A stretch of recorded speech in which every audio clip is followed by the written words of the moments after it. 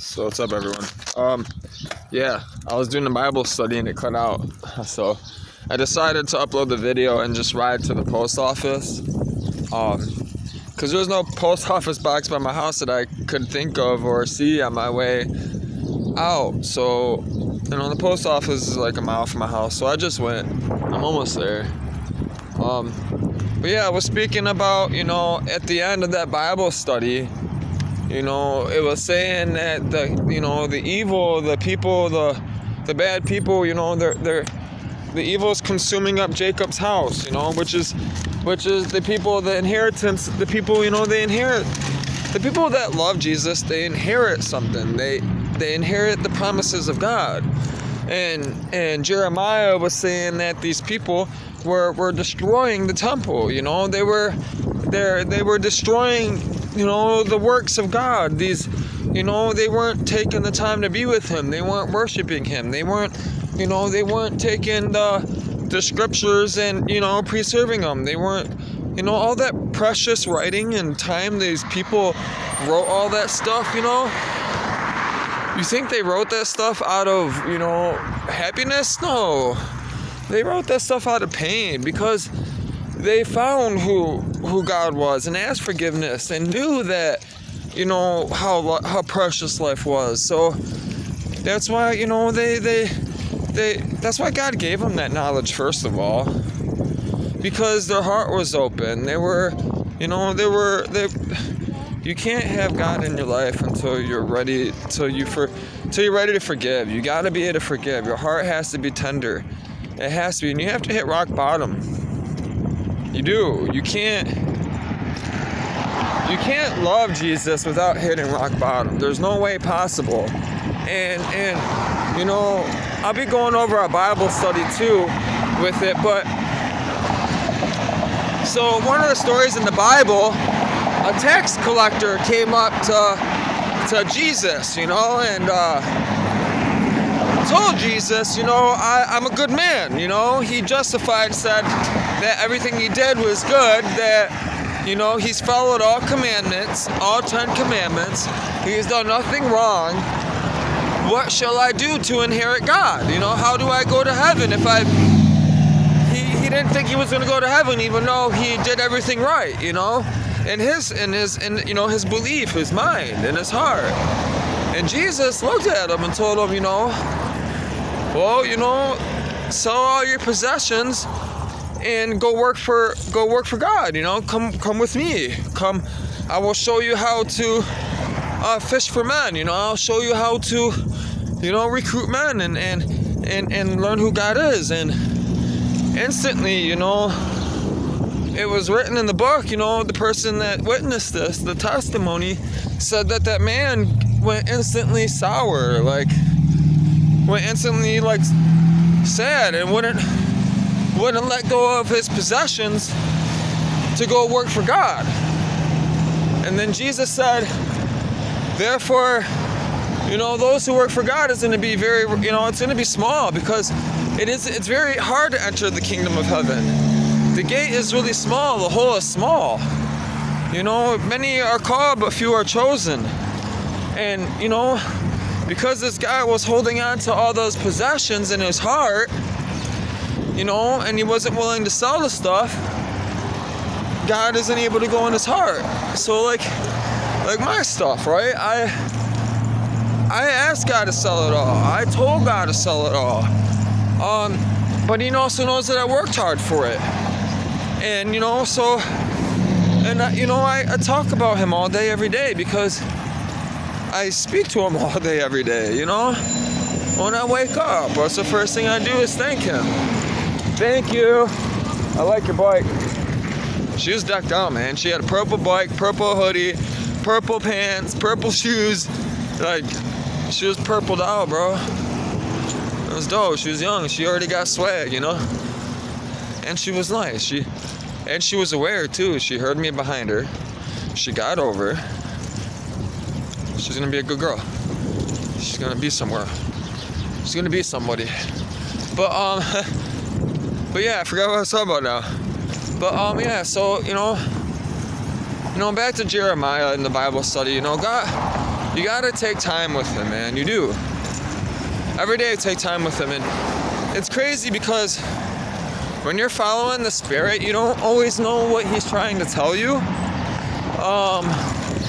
So like a lot of times I'll be following the Spirit, like trying to listen to him, and I'll go in one direction and like I'll waste like an hour, man, or 2 hours, like trying to help this person, and I'll be upset because this person took advantage of me or didn't pay me. And then, I'm hungry and fucking starving overnight and shit, and I'm thinking everything's bad, and God always ends up, I'm telling you, every day, the next day, it always pays off, man. God always comes through, man. Like, even though I got fucked over or played around with, everything else that I was doing, everything else, went through, and it always goes better than what you plan or think. Just like the other way, when you don't plan and you're not prepared, something always happens. So, therefore, you should always be ready. God, Jesus commands it. I've said that in many videos already. So, I dropped off that mail. So I'm heading back. I kind of want to make dinner, dude. I'm hungry. I only had a bowl of cereal and I made coffee, which I've been talking. I haven't even been drinking my coffee. I should probably get that down. I think I drink like half of it.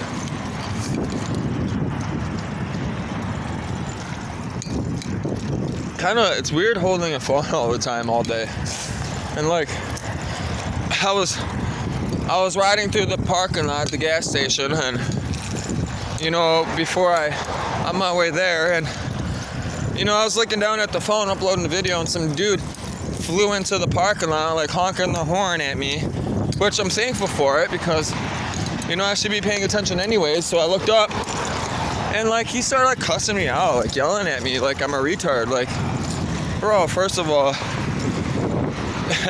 I'm sure you've done, you're not paying attention before either, at one time, and, you don't have to cuss me out.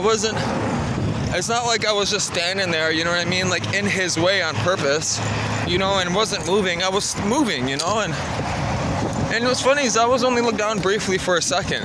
It's not like I was staring down the whole time, and this guy's like yelling at me like I'm crossing the road without paying attention, like I'm a child. It's stupid, man. And of course I want to say something, and I do most of the time. I do.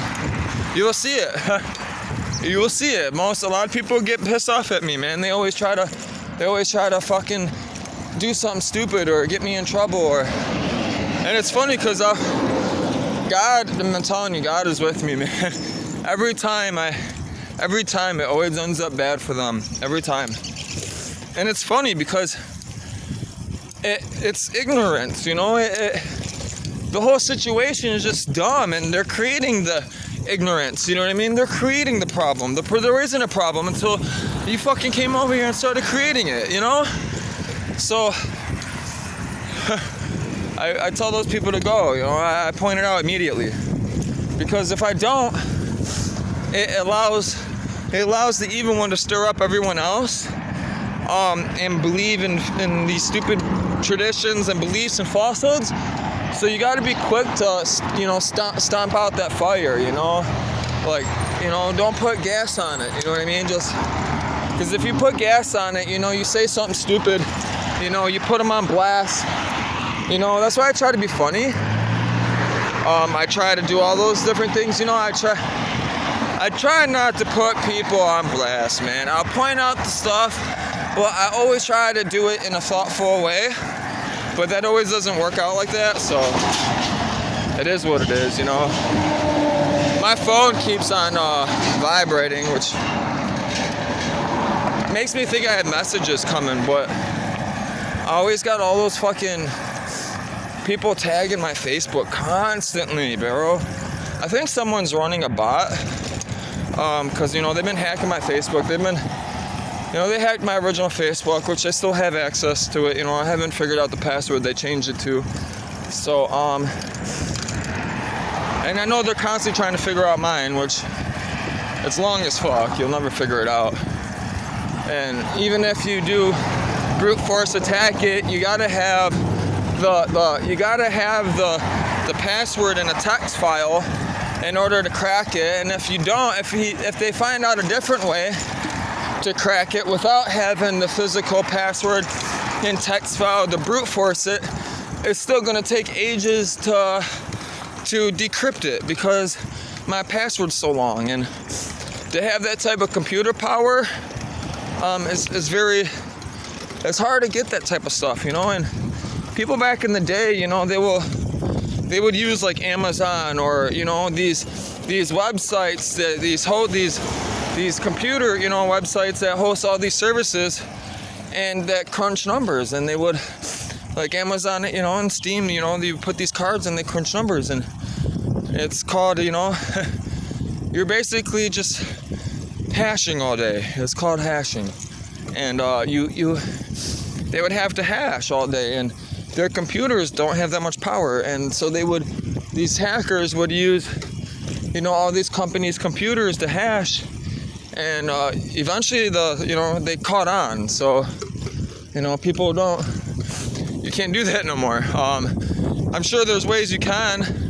I'm sure people are still figuring out how to do it, but not on Amazon, you know. They're probably using other machines and stuff, which, you know, I don't do any of that. I hash, but, you know, I'm not sitting there doing bad stuff. So, therefore, I'm not staying up to date on that stuff, really. You know, I'm chasing weather and doing YouTube, so I'm not doing bad stuff. It's not worth it. It's just not, man. I've done it. It's not worth it. And the stuff that I had to see and get put into, because, you know, I wasn't a bad person before I went, you know, like, I was raised in a bad family, bad background. That's why I know all these things, you know, and I grew up in Detroit. Therefore, you know, my background, you know, it ain't so bright. But, you know, I have Jesus, so, you know, Jesus can turn an orphan into a president. And you know who said that? Haystack. The Jesus song. It's one of my favorite songs. Go check Haystack out. Haystak. He's like a Tennessee, Kentucky country fucking bumpkin, you know, fucking straw sucking fucking, you know, got the straw in the mouth, you know, in the cornfields, you know. But, you know, he grew up in the city too, so, you know, it's hard down there, you know. And he grew up listening to rap, underground hip hop, real hip hop, and he makes it. So, and, you know, he's not a Christian rapper, he says in that song, you know. He's just a rapper that turned Christian. So, I like that song. Check it out, Jesus. That's it, Haystack Jesus, that's what it's called. It's one of my favorite songs. If you want to know me and know what I'm about, and you know, and you want to know Jesus, I recommend it. Go check him out. I'm hoping I get to meet this man, you know, and all these individuals that I have been sharing their amazing work and their music and all the things that they do, man, because I know how hard it is doing this already. And, you know, the stuff that they're doing for people, man, is just simply amazing, man. And I want to meet these people before I go out to sea. So, you know, they were a lot of inspiration for me, you know, and to do this. And I look up to these people, you know, and, you know, they're my kind of people, you know. If they were here in Detroit, I'd be with them, you know. And unfortunately, I haven't found a group of people like that yet. And I'm looking for, you know, a group of friends that are like that. Not only for me, but for Margarita, you know. Me and her travel so much, and, you know, we plan to travel so much, so it's very hard for us to find people that are honest, you know, and, you know, really, you know, just down to earth, and, you know, want to live that lifestyle that we want to live, you know, just slow and simple, you know. We don't have to have a lot of money, man. Listen, man, I'd rather be on a sailboat in the ocean eating 3 ramen noodles a day, enjoying life, seeing nature, than, you know, having, you know, all the money in the world and having a fast car and You know, I've already had all that stuff. And you know what? I enjoy it, but it didn't bring me any fulfillment, any real true happiness. Jesus did, and he wants me to share it with everyone, and and he wants me to go enjoy the things that I enjoy doing, and because I deserve it. Everyone deserves it. And that's why God gave us the Bible, because the people that work for him, he blesses. So, and it's a promise, which I'll be doing Bible studies on that too. But the videos are, I just uploaded another video, and I'm almost home now, and so I'm gonna upload this one, and I'm gonna see what's going on Facebook.